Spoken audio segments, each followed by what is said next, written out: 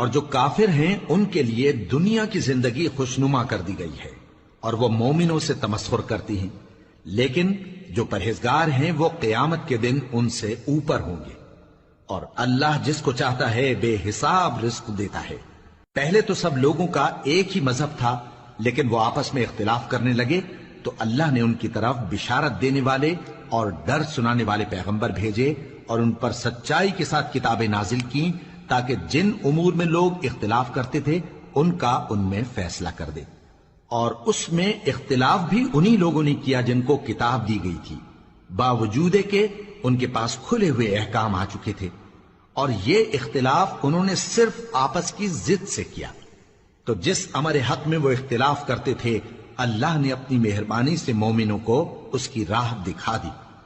اور اللہ جس کو چاہتا ہے سیدھا رستہ دکھا دیتا ہے۔ کیا تم یہ خیال کرتے ہو کہ یوں ہی بہشت میں داخل ہو جاؤ گے، اور ابھی تم کو پہلے لوگوں کی سی مشکلیں تو پیش آئی ہی نہیں؟ ان کو بڑی بڑی سختیاں اور تکلیفیں پہنچیں اور وہ صعوبتوں میں ہلا ہلا دیے گئے، یہاں تک کہ پیغمبر اور مومن لوگ جو ان کے ساتھ تھے سب پکار اٹھے کہ کب اللہ کی مدد آئے گی۔ دیکھو اللہ کی مدد ان قریب آیا چاہتی ہے۔ اے نبی، لوگ تم سے پوچھتے ہیں کہ اللہ کی راہ میں کس طرح کا مال خرچ کریں۔ کہہ دو کہ جو چاہو خرچ کرو، لیکن جو مال خرچ کرنا چاہو وہ درجہ بدرجہ اہل استحقاق یعنی ماں باپ کو اور قریب کے رشتہ داروں کو اور یتیموں کو اور محتاجوں کو اور مسافروں کو سب کو دو، اور جو بھلائی تم کرو گے اللہ اس کو جانتا ہے۔ مسلمانوں، تم پر اللہ کے رستے میں لڑنا فرض کر دیا گیا ہے، اور وہ تمہیں ناگوار تو ہوگا، مگر عجب نہیں کہ ایک چیز تم کو بری لگے اور وہ تمہارے حق میں بھلی ہو، اور عجب نہیں کہ ایک چیز تم کو بھلی لگے اور وہ تمہارے لیے مضر ہو، اور ان باتوں کو اللہ ہی بہتر جانتا ہے اور تم نہیں جانتے۔ اے پیغمبر، لوگ تم سے عزت والے مہینوں میں لڑائی کرنے کے بارے میں دریافت کرتے ہیں، کہہ دو کہ ان میں لڑنا بڑا گناہ ہے، اور اللہ کی راہ سے روکنا اور اس سے کفر کرنا اور مسجد حرام یعنی خانہ کعبہ میں جانے سے بند کرنا اور اہل مسجد کو اس میں سے نکال دینا جو یہ کفار کرتے ہیں، اللہ کے نزدیک اس سے بھی زیادہ گناہ ہے، اور فتنہ انگیزی خونریزی سے بھی بڑھ کر ہے۔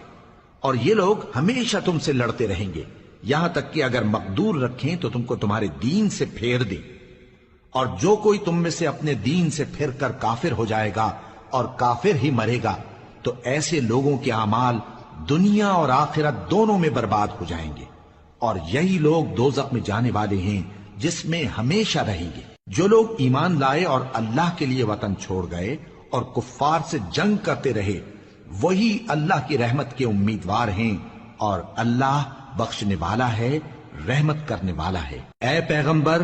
لوگ تم سے شراب اور جوئے کا حکم دریافت کرتے ہیں، کہہ دو کہ ان میں گناہ بڑے ہیں اور لوگوں کے لیے کچھ فائدے بھی ہیں، مگر ان کے گناہ فائدوں سے کہیں زیادہ ہیں۔ اور یہ بھی تم سے پوچھتے ہیں کہ اللہ کی راہ میں کون سا مال خرچ کریں، کہہ دو کہ جو ضرورت سے زیادہ ہو۔ اس طرح اللہ تمہارے لیے اپنے احکام کھول کھول کر بیان فرماتا ہے تاکہ تم سوچو، یعنی دنیا اور آخرت کی باتوں میں غور کرو۔ اور تم سے یتیموں کے بارے میں بھی دریافت کرتے ہیں، کہہ دو کہ ان کی حالت کی اصلاح بہت اچھا کام ہے، اور اگر تم ان سے مل جل کر رہنا یعنی خرچ اکٹھا رکھنا چاہو تو وہ تمہارے بھائی ہیں، اور اللہ خوب جانتا ہے کہ خرابی کرنے والا کون ہے اور اصلاح کرنے والا کون۔ اور اگر اللہ چاہتا تو تم کو تکلیف میں ڈال دیتا، بے شک اللہ غالب ہے، حکمت والا ہے۔ اور مومنوں، مشرک عورتوں سے جب تک وہ ایمان نہ لائیں نکاح نہ کرنا، کیونکہ مشرک عورت خواہ تم کو کیسی ہی بھلی لگے اس سے مومن لونڈی بہتر ہے، اور اسی طرح مشرک مرد جب تک ایمان نہ لائیں مومن عورتوں کو ان کی زوجیت میں نہ دینا، کیونکہ مشرک مرد سے خواہ وہ تم کو کیسا ہی بھلا لگے مومن غلام بہتر ہے۔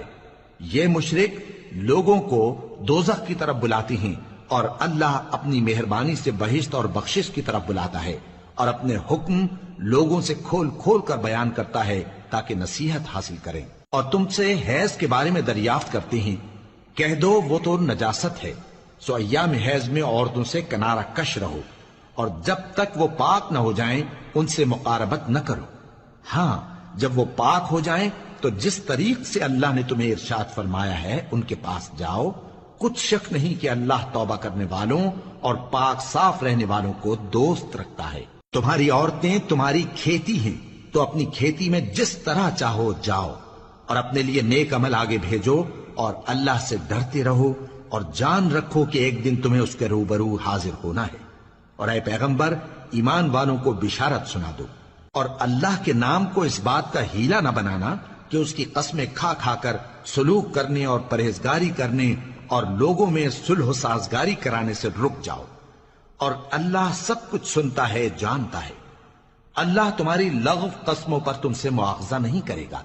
لیکن جو قسمیں تم قصد دلی سے کھاؤ گے ان پر مواخذہ کرے گا،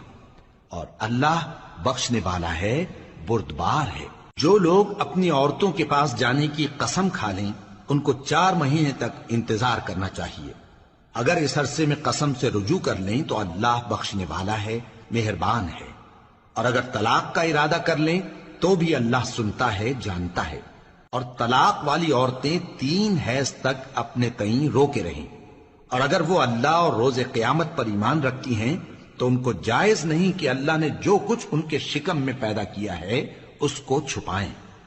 اور ان کے خاوند اگر پھر موافقت چاہیں تو اس مدت میں وہ ان کو اپنی زوجیت میں لے لینے کے زیادہ حقدار ہیں۔ اور عورتوں کا حق مردوں پر ویسا ہی ہے جیسے دستور کے مطابق مردوں کا حق عورتوں پر ہے، البتہ مردوں کو عورتوں پر 1 درجہ فضیلت ہے، اور اللہ غالب ہے، صاحب حکمت ہے۔ طلاق صرف 2 بار ہے، یعنی جب 2 دفعہ طلاق دے دی جائے تو پھر عورتوں کو یا تو بطریق شائستہ نکاح میں رہنے دینا ہے یا بھلائی کے ساتھ چھوڑ دینا۔ اور یہ جائز نہیں کہ جو مہر تم ان کو دے چکے ہو اس میں سے کچھ واپس لے لو۔ ہاں، اگر زن و شوہر کو خوف ہو کہ وہ اللہ کی حدوں کو قائم نہیں رکھ سکیں گے تو اگر عورت خاوند کے ہاتھ سے رہائی پانے کے بدلے میں کچھ دے ڈالے تو دونوں پر کچھ گناہ نہیں۔ یہ اللہ کی مقرر کی ہوئی حدیں ہیں، ان سے باہر نہ نکلنا، اور جو لوگ اللہ کی حدوں سے باہر نکل جائیں گے وہ گناہگار ہوں گے۔ پھر اگر شوہر